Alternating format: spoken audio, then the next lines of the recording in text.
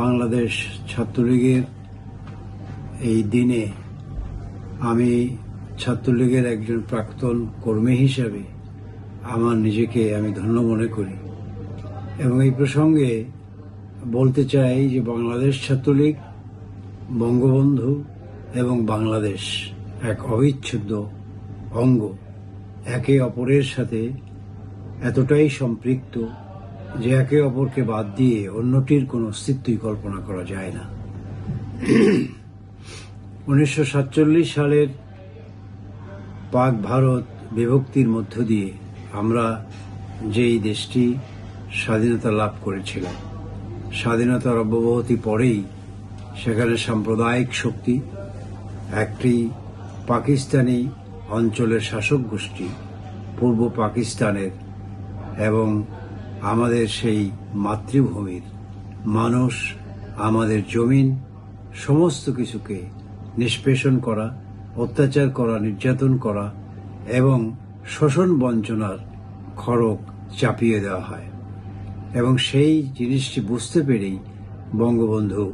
তিনি একটি ছাত্র সংগঠনকে সংগঠিত করার জন্য, একটি ছাত্র সংগঠনের জন্ম দেওয়ার জন্য তিনি চিন্তা করেছিলেন এবং তারই চিন্তার ফসল হিসেবে 4 জানুয়ারি 1948 সালে বঙ্গবন্ধু এই ছাত্র সংগঠনটির জন্ম দেন এবং সেই থেকে বাংলাদেশ ছাত্রলীগ তার ধারাবাহিকতায় তার গৌরবান্বিত ইতিহাসকে বুকে ধারণ করে আজও অবধি এই পথ চলছে। এই চলার পথে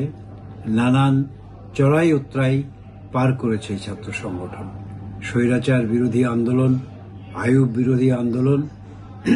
পাকিস্তানি শাসক গোষ্ঠীর বিরুদ্ধে আন্দোলন, স্বাধিকার আন্দোলন এবং 66-র 6 দফা আন্দোলন, সর্বোপরি 70-এর সাধারণ নির্বাচনে গৌরবান্বিত ভূমিকা রাখা, অবশেষে 71 সালে বঙ্গবন্ধুর ডাকে, বঙ্গবন্ধুর নেতৃত্বে এই মুক্তিযুদ্ধে অংশগ্রহণ করে দেশমাতৃকাকে মুক্ত করা, এই সার্বিক সংগ্রাম এবং লড়াইয়ে এই বাংলাদেশ ছাত্রলীগের অভূতপূর্ব এবং গৌরবান্বিত ইতিহাস সকলের কাছেই আজ সমর্থিত। এই বাংলাদেশ ছাত্রলীগ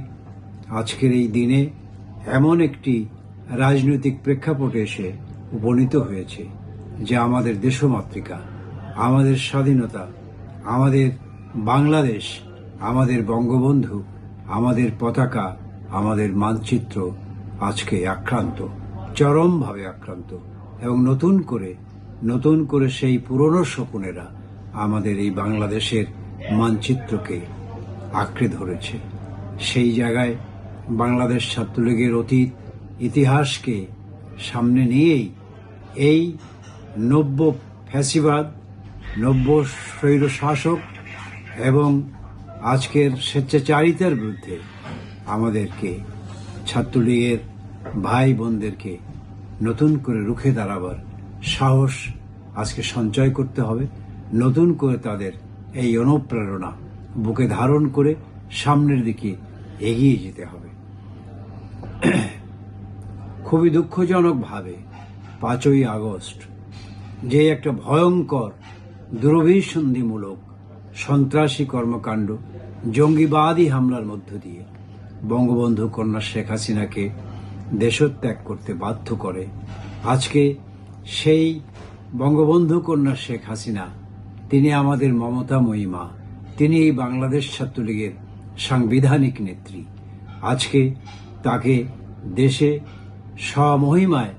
ফিরিয়ে নেবার জন্য এই বাংলাদেশ ছাত্রলীগকেই অগ্রণী ভূমিকা পালন করতে হবে। তাই আজকের দিনে আমি বলতে চাই, যত ষড়যন্ত্রই হোক, যত নিষ্পেষণই আসুক, যত অত্যাচার নির্যাতনে নেমে আসুক, বাংলাদেশ ছাত্রলীগ অতীত দিনের সকল অত্যাচার নির্যাতনের পরীক্ষায় যেমনি উত্তীর্ণ হয়েছে, যেমনি তারা এই